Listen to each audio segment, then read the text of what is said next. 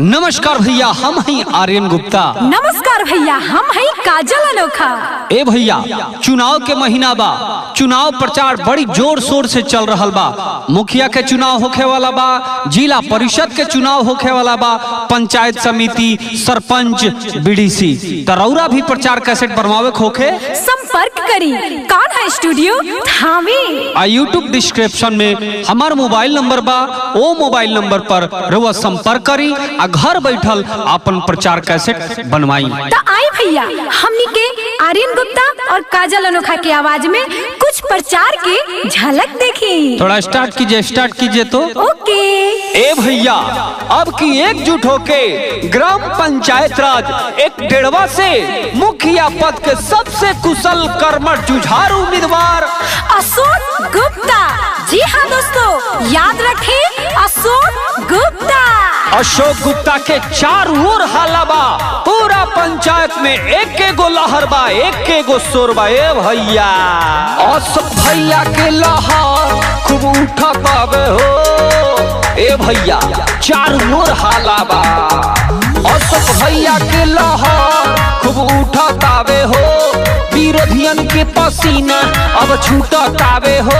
घूमी घूमी के सबसे बता देना है, घूमी घूमी के सबसे बता देना है। अशोक भैया को मुखिया बना देना है, अशोक गुप्ता को मुखिया बना देना है।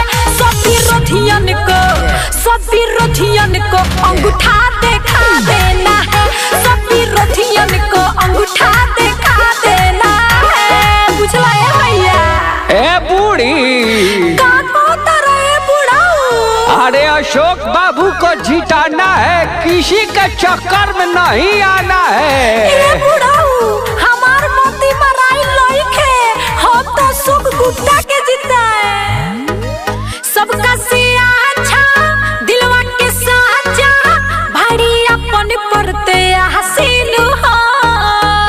ए काका, अरे विश्वास करो हो, मिलल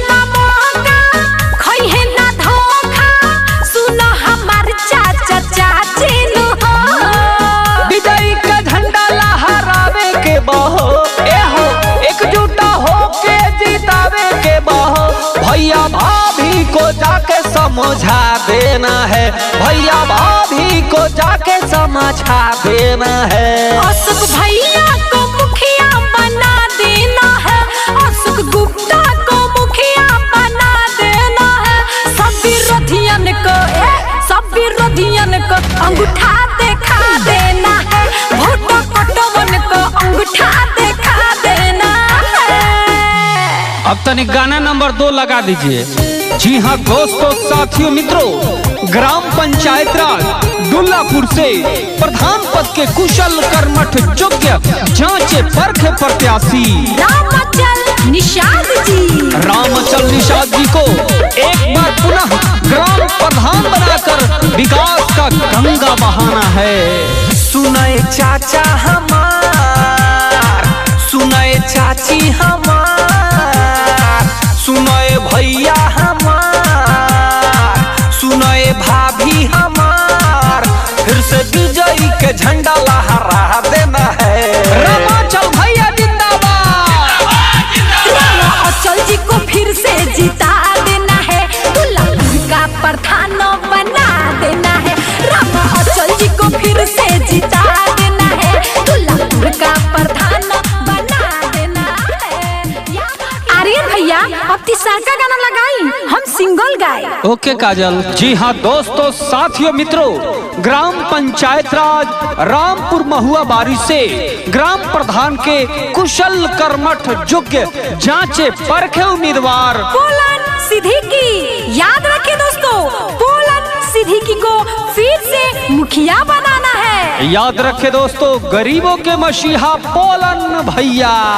घूमी घूमी साबाका से कोहेलन पोलन भैया, घूमी घूमी साबाका से कोहेलन पोलन भैया, कि अपना बबुआ के जानी तू भुलाई है, फिर से जिताई है, कि भैया भाभी सुनाए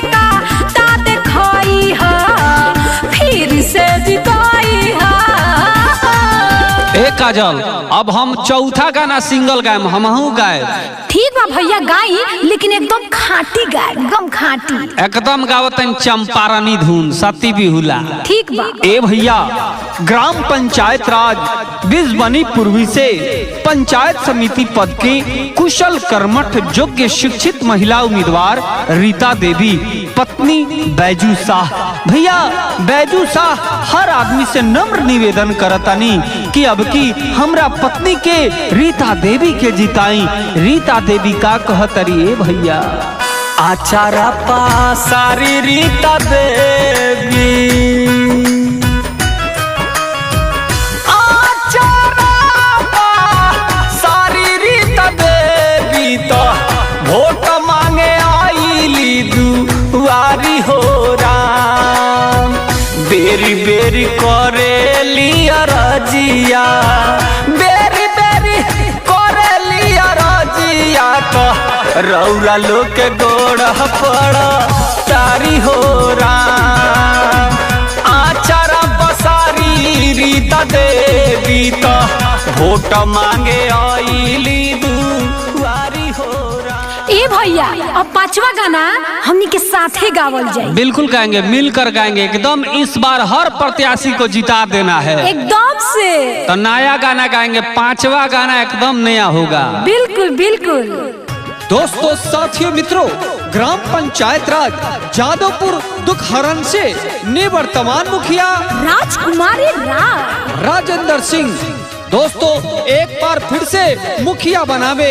याद रखे दोस्तों, आपके अपने प्रत्याशी, आपके घर के नेता राजेंद्र सिंह। जैसे तू पिछला बार इनका के जीता वाला हो। ए चाची, ई चाचा, अरे सुना हो। हाँ, जैसे तू पिछला बार इनका के जीता वाला हो। मिली जुली सब केहू एकाता देखा वाला हो। राजकुमारी के जितई हो, सुन चाची हो। भैया राजेंद्र के जितई हो, सुन चाचा हो। राजकुमारी के जितई हो। दोस्तों, अपने पंचायत में चौमुखी विकास करने वाले प्रत्याशी राजेंद्र सिंह को जितावे, राजकुमारी राय को एक बार पुनः मुखिया बनावे। याद रखें दोस्तों, जो भी अधूरा कार्य है उसे हम पूरा करेंगे। एक बार सेवा का फिर से मौका दीजिए, इस बार फिर से जिताइए। अपना पंचायत के विकास करवैले,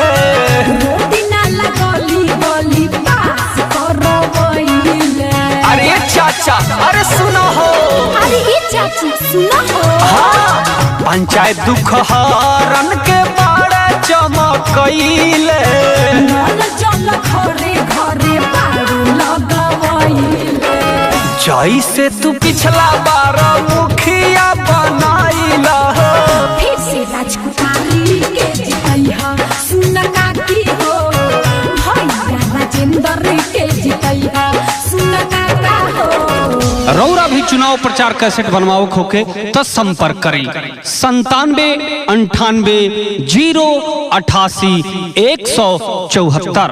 दूसरा नंबर 99 731 54 145।